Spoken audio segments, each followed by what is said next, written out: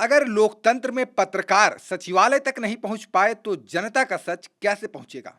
झारखंड में पत्रकारों को प्रोजेक्ट भवन यानी राज्य के सबसे बड़े प्रशासनिक केंद्र में जाने से पहले किसी अधिकारी का फोन चाहिए। सवाल सिर्फ एंट्री की नहीं है, सवाल यह भी है कि क्या सूचना अब सरकार तय करेगी कि कौन देखेगा और कौन नहीं। और अगर ऐसा है तो क्या लोकतंत्र की एक अहम खिड़की धीरे धीरे बंद की जा रही है? बात सिर्फ पत्रकारों की नहीं है, बात उस सिस्टम की है जहां सरकार, अफसर और जनता के बीच पत्रकार सबसे अहम कड़ी होती है।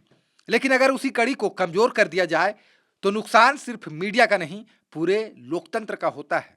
9 जुलाई को कई पत्रकार रोज की तरह प्रोजेक्ट भवन पहुंचे, लेकिन इस बार उन्हें गेट पर ही रोक दिया गया।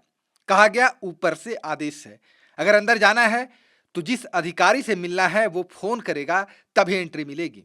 इसके बाद रांची प्रेस क्लब ने कड़ा विरोध किया।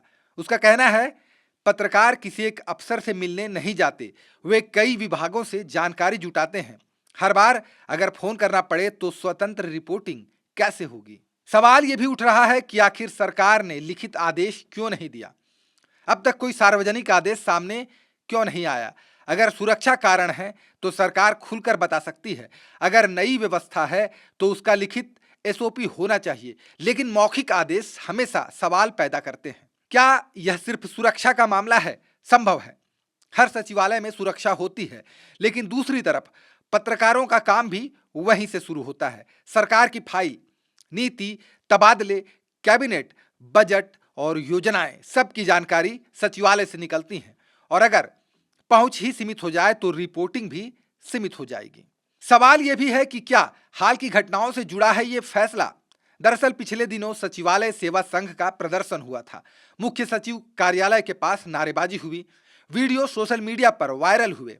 कुछ रिपोर्टों में दावा किया गया कि इसके बाद सुरक्षा और कड़ी कर दी गई, लेकिन सरकार ने अब तक सार्वजनिक रूप से यह नहीं कहा कि दोनों घटनाएं आपस में जुड़ी हैं। इसलिए इसे तथ्य नहीं बल्कि चर्चा का विषय ही माना जाना चाहिए। अब यह समझिए कि लोकतंत्र में मीडिया की भूमिका क्या कहती है। भारत का संविधान प्रेस की स्वतंत्रता को अभिव्यक्ति की स्वतंत्रता के दायरे में संरक्षण देता है।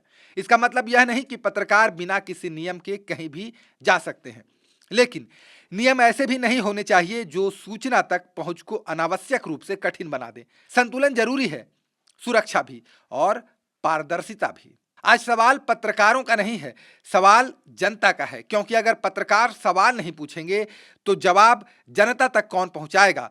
और अगर सचिवालय के दरवाजे बंद होंगे तो पारदर्शिता की खिड़कियां भी छोटी होती चली जाएंगी। अब देखना यह होगा क्या झारखंड सरकार इस व्यवस्था पर आधिकारिक स्पष्टीकरण देती है। क्या रांची प्रेस क्लब की मांग मानी जाएगी या फिर यह व्यवस्था स्थायी बन जाएगी?